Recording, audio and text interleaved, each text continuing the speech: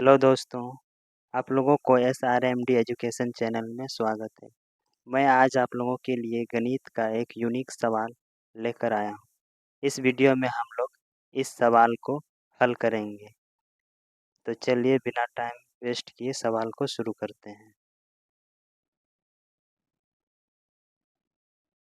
हम लोग को एक फॉर्मूला पता है, क्योंकि x पर पावर m बटे x पर पावर n बराबर दोनों x में से एक x को लिखा जाता है और पावर m में से पावर n को घटाया जाता है।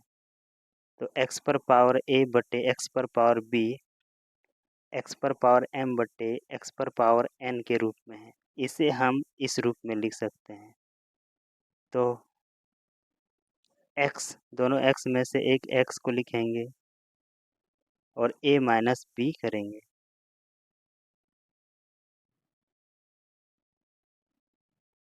फिर a स्क्वायर प्लस यहाँ बी ए है, इसको ए बी भी लिख सकते हैं, प्लस बी स्क्वायर। फिर गुना का चिन्ह, x पर पावर b बटे x पर पावर c भी इस रूप में है, इसलिए इसे हम x b minus c power में लिख सकते हैं। फिर B square plus B C plus C square लिखेंगे। ठीक उसी प्रकार से गुना में हम लिख सकते हैं c माइनस ए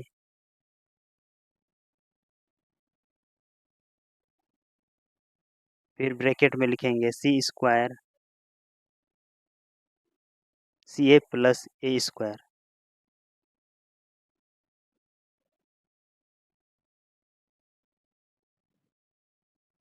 हम लोगों को एक फॉर्मूला पता है, क्योंकि A cube minus B cube बराबर होता है ए माइनस बी फिर गुना A square plus A B plus B square होता है। इस सवाल के अगला स्टेप में हम लिख सकते हैं, देखिए x है तो x लिखेंगे, a माइनस बी गुना A square plus A B plus B square, A cube minus B cube के रूप में है।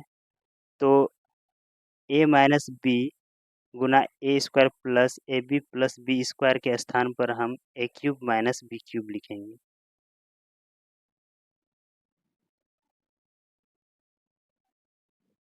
ठीक उसी प्रकार से गुना में हम लिखेंगे बी माइनस सी गुना B square plus B C plus C square, ये भी ए क्यूब माइनस बी क्यूब के रूप में है।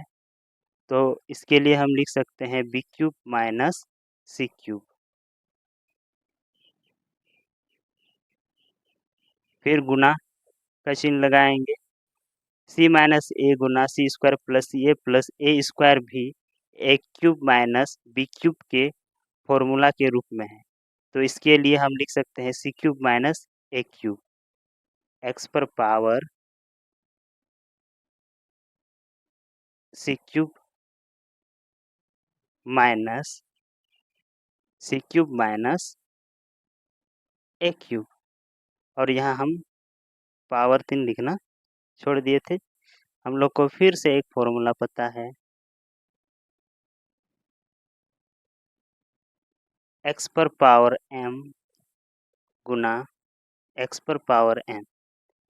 जब आधार सेम रहता है और ये दोनों आधार गुना से एक दूसरे के साथ जुड़े हुए रहते हैं, तो उस अवस्था में एक आधार को लिखा जाता है, फिर पावर आपस में जुड़ जाता है, m जोड़ n।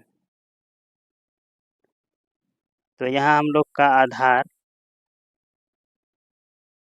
सेम है। आधार के लिए हम एक आधार को लेंगे x और ये सभी पावर आपस में जुड़ जाएगा, जैसे यहाँ m+n हुआ है तो हम लिख सकते हैं a³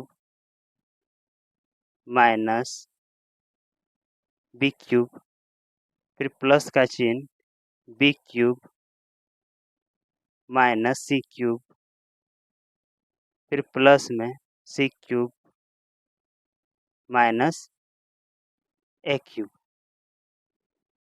a³ यहाँ पर प्लस में है, यहाँ माइनस में है, सेम है लेकिन चिन्ह अलग अलग, इसलिए ये दोनों कैंसिल हो जाएगा। फिर माइनस b³ है, यहाँ प्लस b³ है, ये दोनों भी कैंसिल हो जाएगा। c³ ये माइनस में है, प्लस c³, ये दोनों भी आपस में कैंसिल हो जाएगा। तो इस तरह से हम लोगों का बचता है x और सब पावर कट गया है, अर्थात पावर के स्थान पर 0 होगा और x पर पावर 0 का मान ही होता है 1, या चाहे कोई भी संख्या हो, अगर उस पर पावर 0 रहता है तो उसका मान 1 होता है।